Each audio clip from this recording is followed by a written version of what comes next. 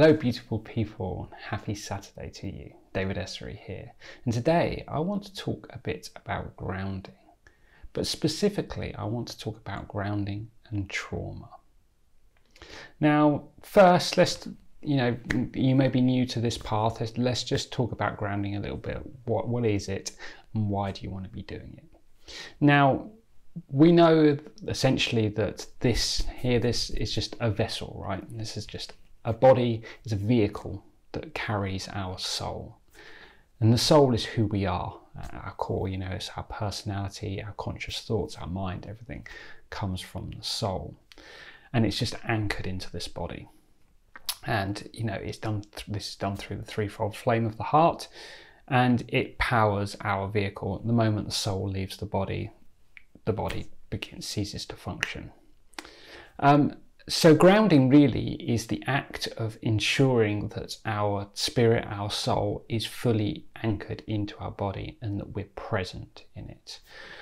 If we're not grounded, it can lead to sort of feeling disconnected, perhaps like a delay, like you're in your thoughts, feeling maybe being really klutzy, sort of physically not quite kind of stable within your body, being dizzy, off balance, and generally just kind of not feeling quite right. So it can be a really important thing to make sure that we get right. And of course, because the soul is the driving force behind the body, really, when the two are out of sync or out of phase with each other, the physical body often doesn't function as well as it could do either. We want everything to be working in perfect balance and harmony. So keeping ourselves grounded is very important, especially when the energies are intense, which of course they are every single day at the moment. Filming this now just under the light of that incredible full moon last night, and the energies I've been feeling that very, very strongly this one. And when the energy is like this, we need to ground even more, because we're drawing this light into us, these high frequency energies is coming down into our bodies and fields, and we need to allow it to flow out of us. Otherwise it just kind of gets stuck within us and can't move, and then it can make us feel like we want to explode, like everything's contained up. But when we are properly anchored with the light coming down above us and grounded below, there's just a really good flow of energy through us. So how do we ground? Well, a lot of the classic things a lot of people say is going out in nature. This is a fantastic thing. Walking, particularly barefoot on the ground, is amazing. But even just, in shoes on the grass or whatever, hugging a tree is an amazing thing. Just being out and around in nature in general is a very grounding experience.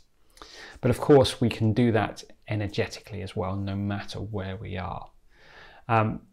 In the third dimension, so using the old 3D chakra system, for instance, the base chakra it was its job to help ground us. So we used to kind of visualize roots coming from there, down the legs and into the earth. In 2014, when we got our fifth dimensional chakra system, the role of this changed to our Earth Star chakra. This was one of the new chakras that was added in, and it's just beneath the soles of your feet. Beautiful platinum coloured, incredible vortex of energy. And its primary function really is to help ground us. And you may even feel, as I'm talking about this now, you may feel sort of maybe a tingling sensation or underneath your feet. I just instinctively repositioned myself then whilst I was talking, and put my feet flat on the ground when they weren't before, just subconsciously feeling that as I'm talking about it. And much the same as we did before, we can visualize roots coming out of this chakra. I always see them as kind of like silver threads of light, that when I set my intention to the ground, they come out of this chakra and begin to travel down into the earth in a similar way to the way we did before.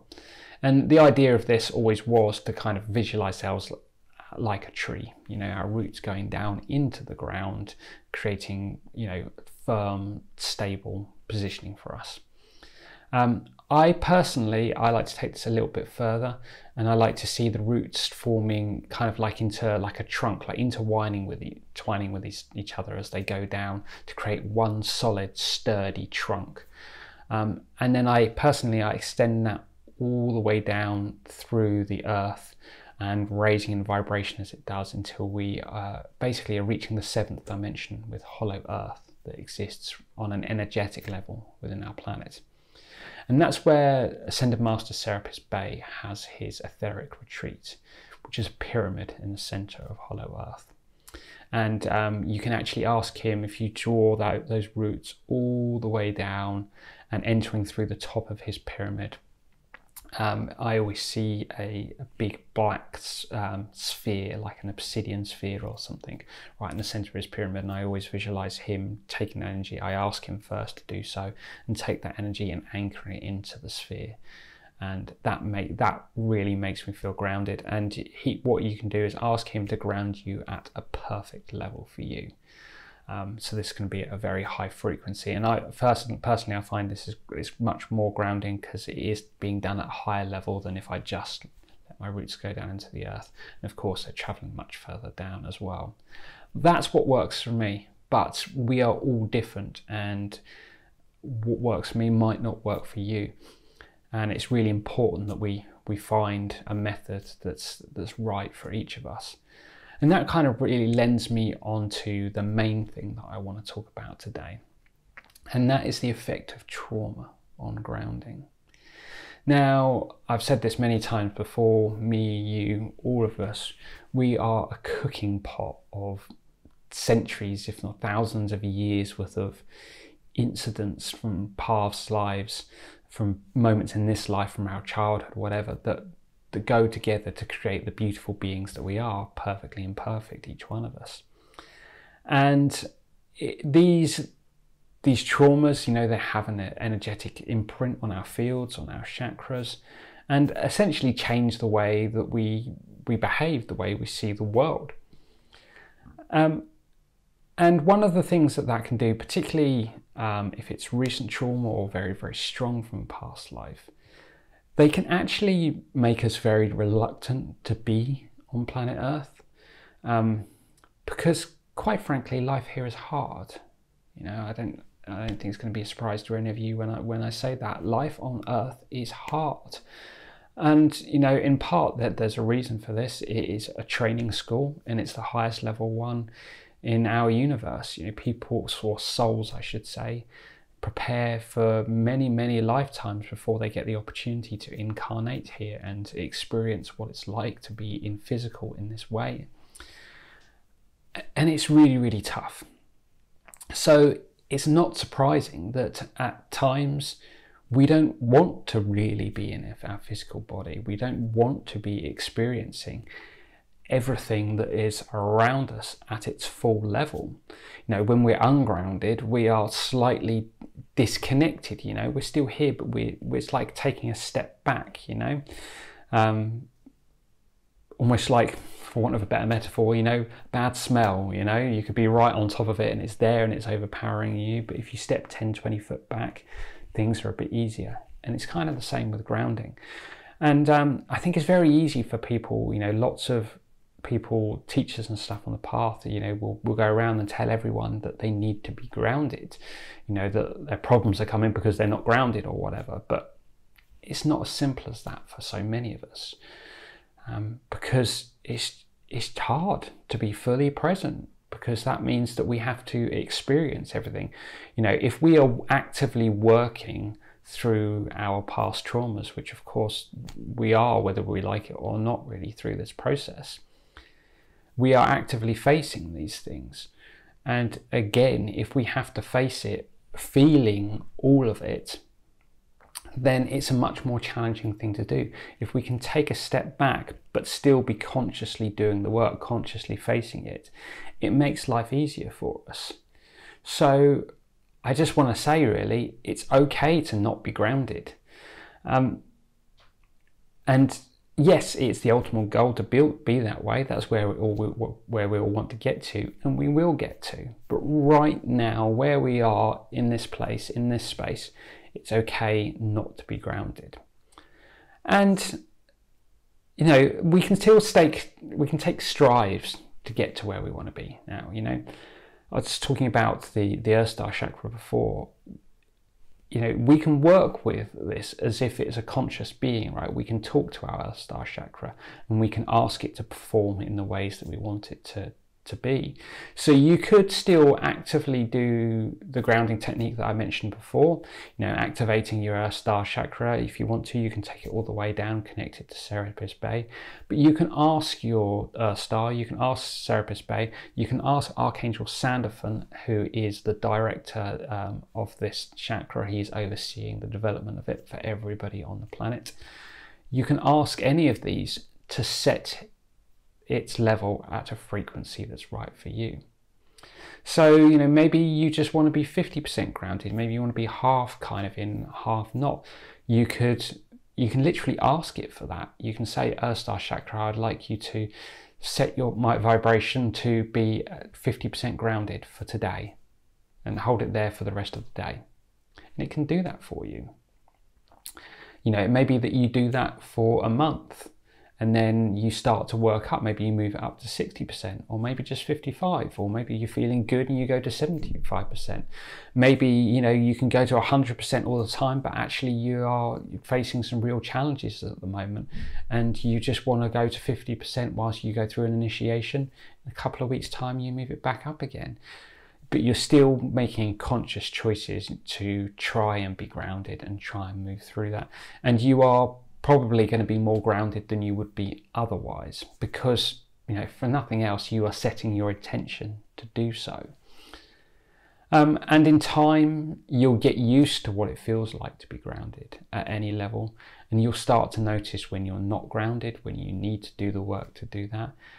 And you will find a balance, and you will find an equilibrium and something that works for you.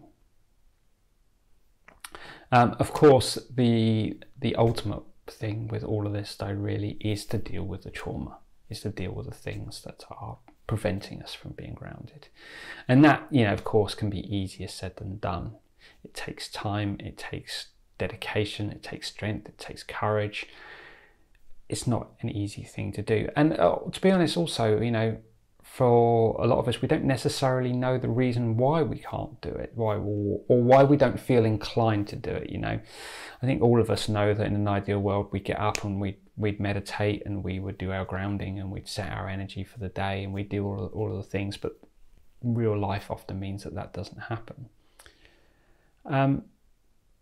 But finding the reason why that doesn't happen can be challenging. But as always, just asking for guidance, asking, you know, your angels, your team, whoever it is, to help you clear these blocks, and the circumstances to do that will present themselves to you. That, however, leads me on to actually the next part of my workshop series, The Path to Freedom. I'm sure if you've been following me for a while, you've heard me talking about it for a bit. And my next workshop is actually about being on planet Earth and clearing the blocks to being here, being fully present. And this is actually part 5 in the series that we've been doing now.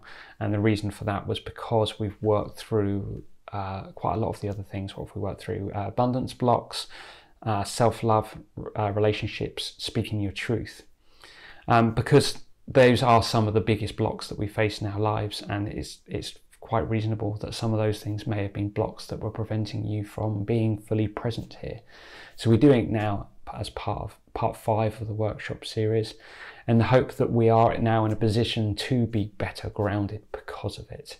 But if there are additional blocks that we have to be grounding, that's what we're going to be working through in the session, as well as fully anchoring ourselves in.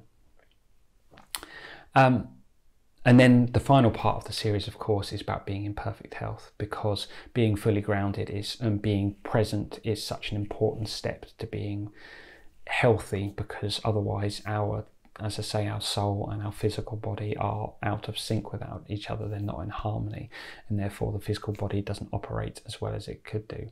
Of course, there's lots of other blocks to being in perfect health as well, which we're going to work through too in that workshop. So if you're not signed up to the Path of Freedom. If you'd like to check it out, you can still join us now. If you sign up, you get access to the recordings to the first 4 parts straight away.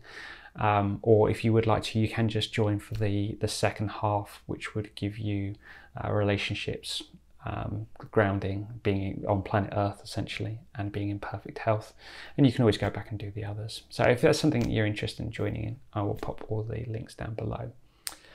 But really, the main thing about this video that I just wanted to say is that if you struggle with grounding, if the idea of being grounded makes you feel sick, and it's something I've heard of, I've seen before, that's okay, right? You know, there will be a reason for it, but for the minute, just do what you can do. You know, find something that works for you, whether that's grounding, you know, partially, maybe that's grounding in a completely different way that's not the planet Earth. Explore it. Ask your teams, ask your guides for assistance on finding the solution that works for you. There is no one size fits all. I'm different to you, you're different to someone else watching this video, you're different to Joe Bloggs walking down the street. We're all different and we're all unique, and it's just important that we experiment and we find the things that work for us. Anyway, I hope that was of some use to you today. Whatever you're doing, I hope you're having a beautiful, beautiful day, and I'll see you all again very soon. Sending you all so much love. Bye.